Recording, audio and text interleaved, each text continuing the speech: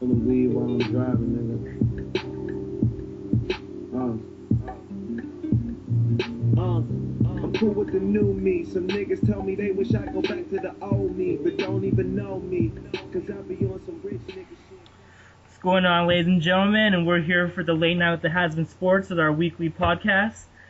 With me is our usual Jay Gome, got Smurf, Lord. What's going on, guys? And What's up? just cut right to the chase here. You guys know what the deal's been going on. NBA playoffs, second rounds is barely getting underway for some series, and the other ones are just, hasn't been started till tomorrow. But let's just kind of go into what's, I guess the Sixers winning tonight. Tying it up 1-1 with the going into the Boston Celtics home and snatching that victory off. And was that kind of surprising to you, Murph? Did you see that coming? Yeah, I didn't see that coming actually. I know that 14-0 run though in the third quarter is what did it for him, and then Evan Turner there with that late layup to put him up for good.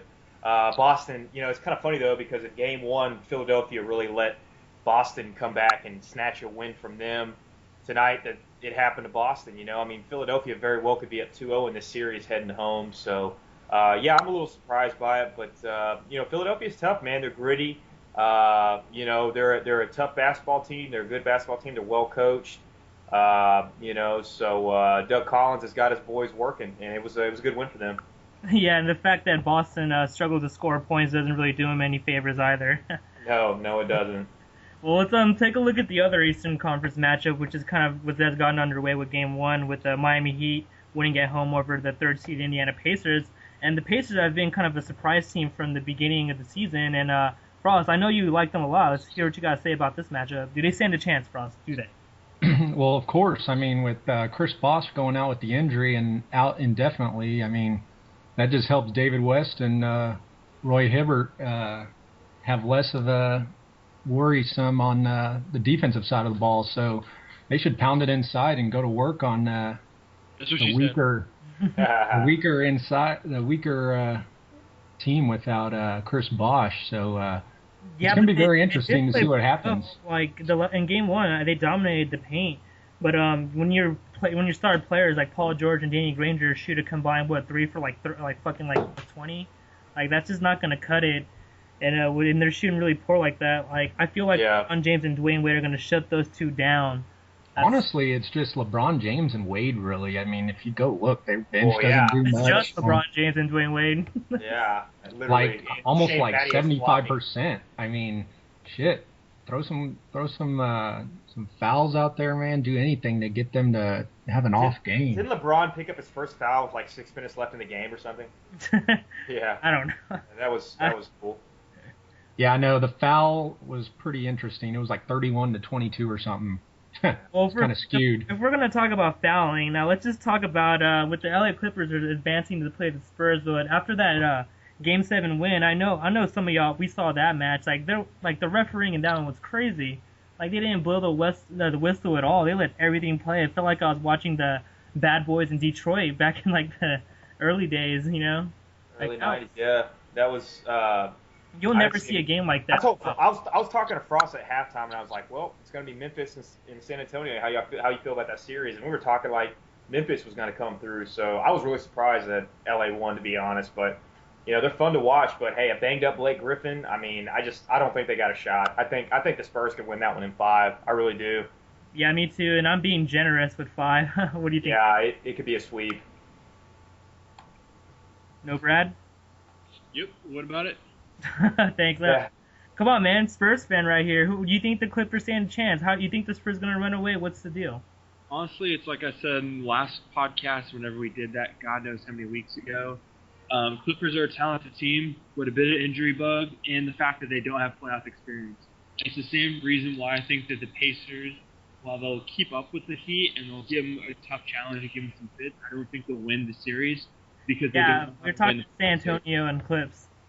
You got to know how to win. That's the big thing right there. San Antonio, they could have all the shit players like they do, but they know how to win playoff games. Clippers, all the talent in the world, but what have they been in one playoff series in the past 20-something years? You can't just go to the playoffs and magically figure it out. You've got to learn the hard way how to win. Yeah, this is the first time they've been in the second round in God knows how long. Well, wait, didn't they go to the second round our freshman year? Yeah, that was the last time they went. Yeah. Which is It's a different team, though, really man. They've got Chris Paul's been there, Butler's been there. Chris Paul's also been knocked out. Mo Williams has been Yeah. there. I mean, I think it's kind of irrelevant whether the Clippers have been there or not. I just think we're a because team. Ross, there's a difference between one player being there or not versus a team being there and knowing how to win as a team. This is a team. It's true, because they did throw all their pieces into the pie on this one. They don't really have a lot of chemistry.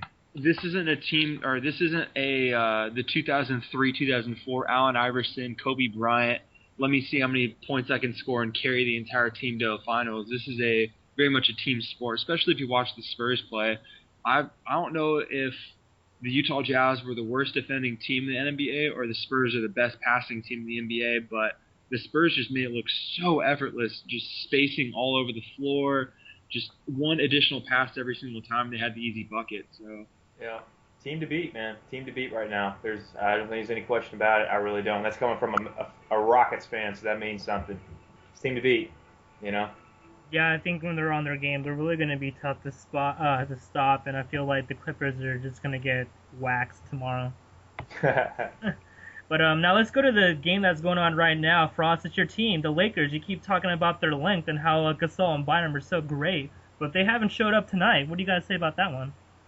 First off, it's game one, and they're coming off a 7-game series. I mean, it's a little early to make any judgments here. Yeah, but they didn't show up changes and either. I think there was like 2 or 3 games where they just didn't show up and got called out by Kobe. Yeah, he did that, and they stepped up. It's still early in the series. I mean, this team's been to the finals 7 times with Kobe. OKC hasn't even been to the finals yet. Until they can beat a real contender, until they can beat a contender, then I'll start giving them praise. But until it's a 7-game series. Until they learn to win a playoff game and learn how to win in the playoffs, like we were just talking about, is what you're saying. They just knocked out exactly. Yeah, I'm agreeing with you. Ran them off the court. Yeah, that's a 6-game win right there for Oklahoma City. That's a 6-gamer.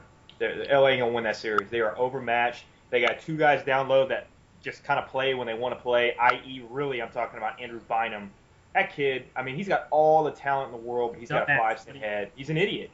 You know, and when you're taking games off and stuff, you know, you deserve to get called out by your veterans like Kobe and I'm not going to call him Ron Artest. I'm just going to call him Ron Artest. So, you know, I mean, you know, I think LA is just, you know, and another thing, I'm not a fan of Mike Brown, as y'all know. I don't think that guy can get it done. I think LA's in trouble, man. I know the series, like Frost said, the series just started tonight. They're getting waxed right now. I think they're going to get waxed this entire series. Too much Durant, too much Westbrook, too much Harden, Ibaka, Perkins, all of them. Just too much. They do lack depth, the Lakers. I mean, that's what hurts them. They really don't have a backup center to throw in there behind those 2 guys. So they're having to play some big minutes when, like, OKC can, you know, mix in Nazir Muhammad or Collison.